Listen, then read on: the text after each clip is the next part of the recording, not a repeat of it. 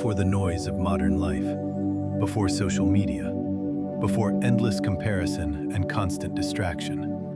A group of thinkers in ancient Greece and Rome were asking a simple question: how should a person live? They were not trying to become famous. They were not chasing influence. They were trying to understand how to remain steady in a world that is unpredictable, unfair, and often harsh. We now call them Stoics. Their advice was not abstract philosophy. It was practical. It was direct. It was meant for daily life. One of their most fundamental principles was this: distinguish between what you can control and what you cannot. Epictetus, once a slave who became a respected teacher, insisted that most suffering comes from confusing the two. You cannot control other people's opinions. You cannot control the weather, the economy, illness, or reputation. You cannot control the outcome of every effort. But you can control your judgments, your choices, your responses. This simple separation changes everything. If you invest your emotional energy only in what is within your power, you regain stability. If you demand control over what is outside your power, you invite constant frustration.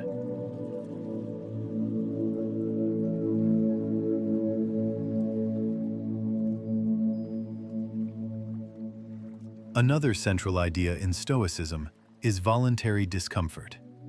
That sounds severe, but it is deeply practical. Seneca advised occasionally practicing simplicity, eating modestly, sleeping without luxury, stepping outside comfort, not as punishment, but as training. Why?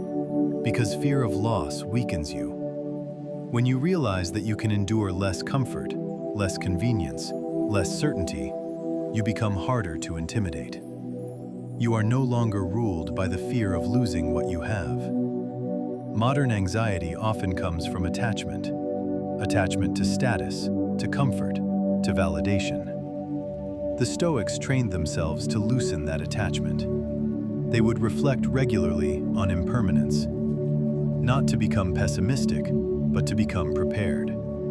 Marcus Aurelius, Emperor of Rome, wrote private reminders to himself about the temporary nature of fame, wealth, even life itself. He would repeat that everything passes: praise, criticism, pleasure, pain. This perspective shrinks the intensity of daily disturbances. If something insults you, ask, will this matter in a year? In 5? In 10? Often, the answer is no.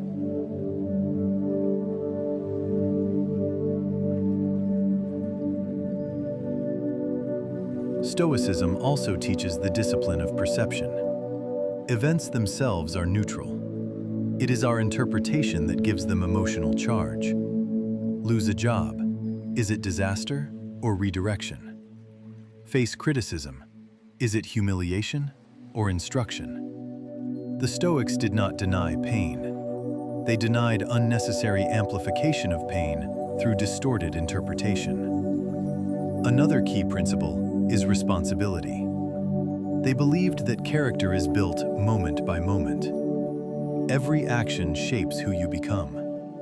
Integrity is not formed in grand gestures. It is formed in small, repeated choices. When you choose patience instead of anger, you strengthen patience. When you choose discipline instead of impulse, you strengthen discipline. Character is cumulative. Stoicism is often misunderstood as emotional suppression. It is not about becoming cold.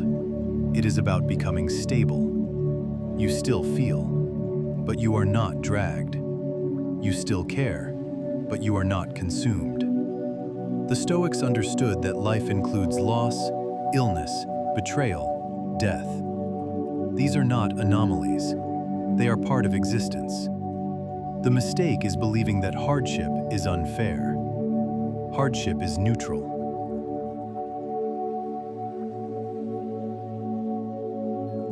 It is a condition of being human. The real question is, who will you become through it? They practiced something called negative visualization, imagining the loss of what they valued. Not to depress themselves, but to increase gratitude and reduce shock if loss occurred. If you appreciate what you have now, fully aware that it is temporary, you live more intentionally. Gratitude and resilience grow together.